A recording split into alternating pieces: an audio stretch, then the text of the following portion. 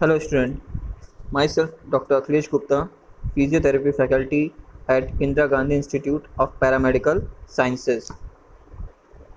So today we will start our new topic, scoliosis, that is spinal curvature deformity. Introduction. Scoliosis is defined as lateral deviation of spine, यानी कि जैसे कि हमने बात की थी कि स्पाइनल कर्वेचर डिफॉर्मिटी, यानी कि स्पाइनल के जो कर्व होते हैं उसमें कोई प्रॉब्लम आ जाना, उसमें कोई एबनॉर्मेलिटी आ जाना। तो जैसा कि स्कोलियोसिस कहता है कि लेटरल डेविएशन ऑफ स्पाइन, यानी कि साइडवेज झुक जाना, साइडवेज से टेढ़ा हो जाना स्पाइन का, इसको हम कहते हैं scoliosis. There is also a rotational component in the deformity. तो ये ऐसा नहीं कि सिर्फ साइड में झुकता है या टेढ़ा होता है, हल्का सा रोटेट भी करता है ये, ठीक है।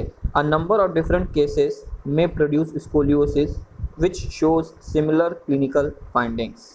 तो कई सारे कारण हो सकते हैं स्कोलियोसिस होने के, जो लगभग सेम आपके फीचर्स देंगे स्पाइन में, but the difference lies in the progress and prognosis of the scoliosis. लेकिन जब ये बीमारी या दिक्कत जो है ये जब आगे बढ़ती है, ठीक है, तो इसका पता चल सकता है कि ये दूसरे से कितनी डिफरेंट है, या एक दूसरे से ये स्कोलियोसिस जो है वो कितनी डिफरेंट है।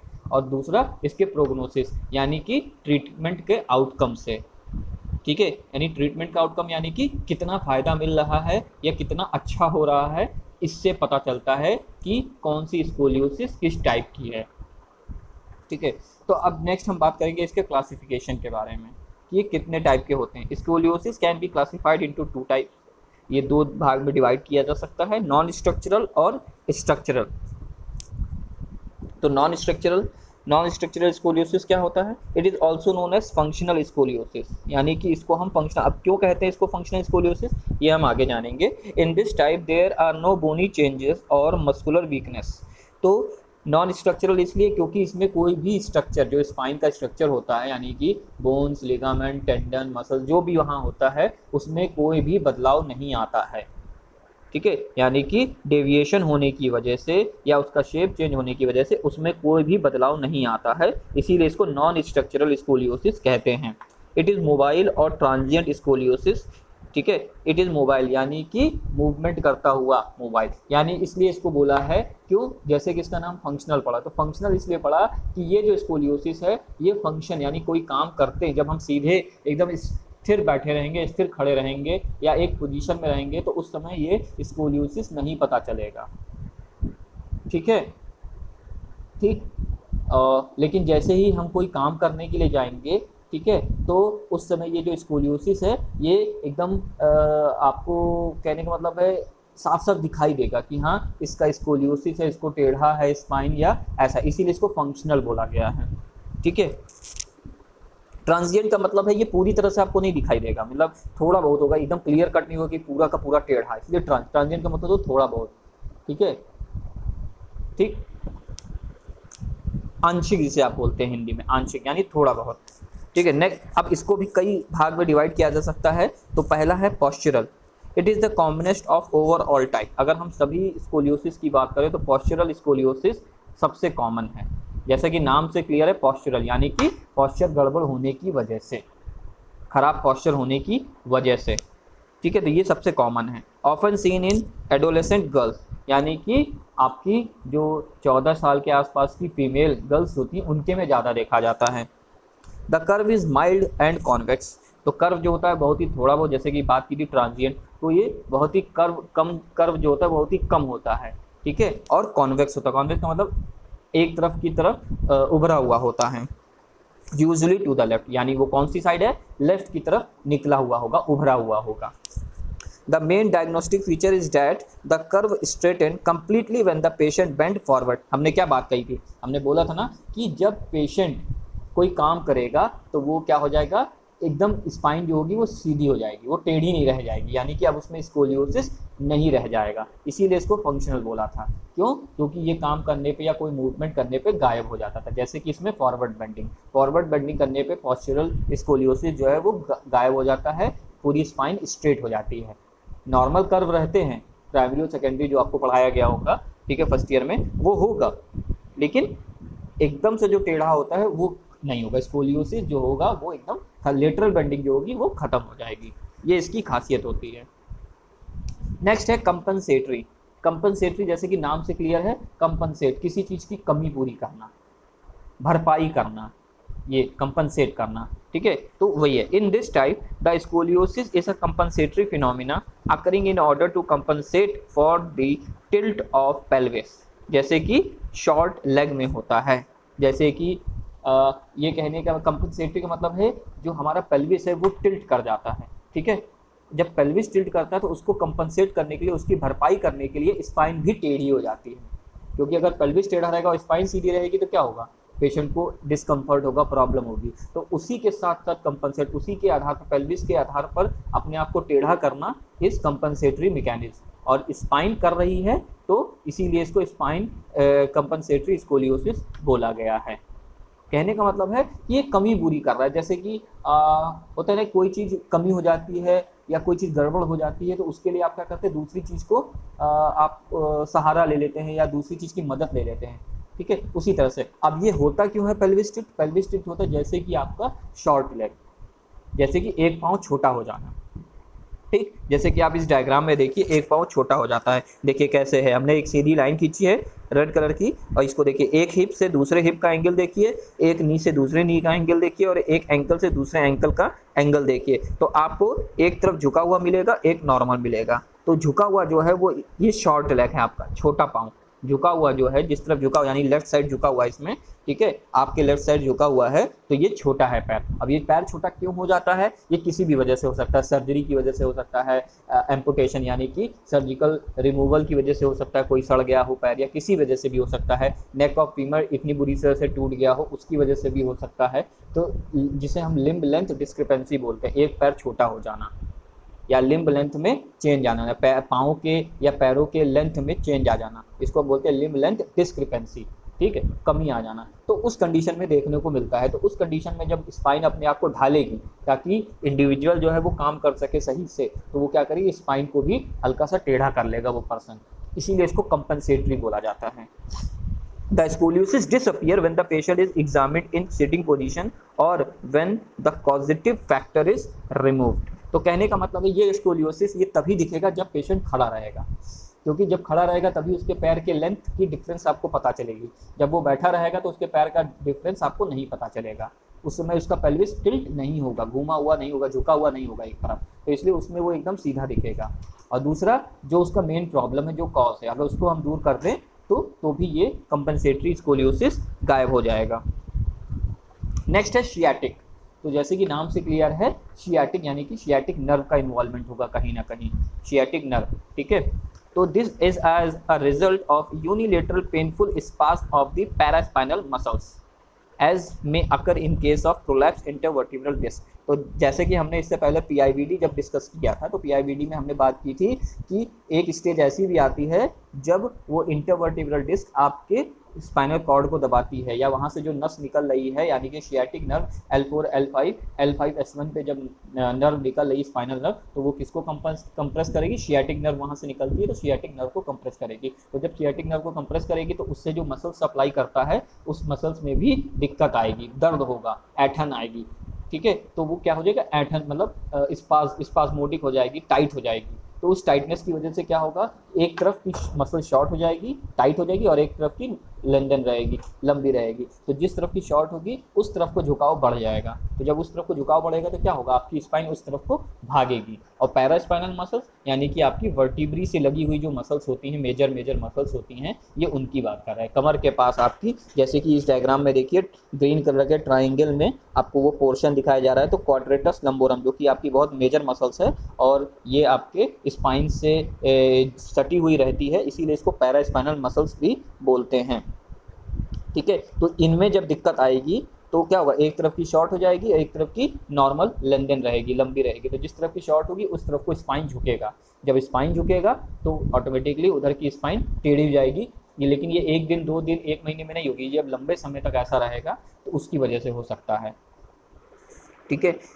नेक्स्ट है स्ट्रक्चरल। अब दूसरे टाइप की, हम पहले हमने बात की थी नॉन स्ट्रक्चरल की, अब हम बात करेंगे स्ट्रक्चरल स्कोलियोसिस की। स्ट्रक्चरल तो जैसा कि नॉन स्ट्रक्चरल में क्या पढ़ा था हमने कि इसमें कोई भी बोनी मस्कुलर चेंज नहीं होता है, इसमें ऐसा होगा बोनी चेंज देखने को मिलेगा, मस्कुलर चेंजेस देखने को मिलेंगे। वो क्या होते हैं इसमें देखते हैं। In this type there are bony changes leading to contracture of soft tissue and resulting in permanent deformity. तो ये जो स्ट्रक्चरल होता है इसमें क्या होता है, ये बोनी चेंजेस इसमें देखने को मिलते हैं, मस्कुलर टाइटनेस देखने को मिलती है, और वो मस्कुलर टाइटनेस कॉन्ट्रैक्चर में, यानी कि कॉन्ट्रैक्चर का मतलब परमानेंट शॉर्टनिंग, एक होता है थोड़ी देर के लिए शॉर्टनिंग, एक होता है लंबे समय के लिए शॉर्टनिंग, परमानेंट शॉर्टनिंग, यानी वो मसल शॉर्ट हो ही गई है तो इसको हम बोलते हैं कॉन्ट्रैक्चर। तो वो कॉन्ट्रैक्चर हो जाएगा, जब कॉन्ट्रैक्चर हो जाएगा तो क्या होगा, वो शॉर्ट हो जाएगी, और ये क्या रूप ले लेगी, एक परमानेंट डिफॉर्मिटी का रूप ले लेगी, जो कि नॉन स्ट्रक्चरल में ऐसा नहीं था, वो परमानेंट डिफॉर्मिटी नहीं थी, लेकिन ये परमानेंट डिफॉर्मिटी का रूप ले लेगा। स्कोलियोसिस एक परमानेंट डिफॉर्मिटी हो जाएगी, यानी कि लेटरल बेंडिंग जो है वो ज़्यादा लंबे समय तक या परमानेंट हो जाएगी। इट कैन बी फर्दर सब डिवाइडेड इनटू, अब इसको भी कई भाग में बांटा है। सबसे पहला है इडियोपैथिक। तो जैसा कि नाम से क्लियर है, इडियोपैथिक यानी कि अननोन कॉज, जिसका हमें कारण ना पता हो, क्यों हो रहा है लेकिन क्यों हो रहा है एग्जैक्ट कारण नहीं पता है। ठीक है, आसपास की हम बातें करके अंदाजा लगा लेते हैं कि इसलिए हो रहा होगा, लेकिन एग्जैक्ट कारण क्या है वो हमें पता नहीं चलता है। It is the commonest type of structural scoliosis. तो अगर स्ट्रक्चरल स्कोलियोसिस की बात करें तो सबसे कॉमन है इडियोपैथिक, यानी कि मोस्ट ऑफ द स्कोलियोसिस ऐसे होते हैं जिनका कारण हमें पता नहीं चल पाता है। It can be of 3 type depending upon its occurrence of age group. तो ये 3 तरह के होते हैं, ये निर्भर करता है किस पे, किस एज में हो रहा है, इस पे निर्भर करता है इसके जो 3 टाइप हैं।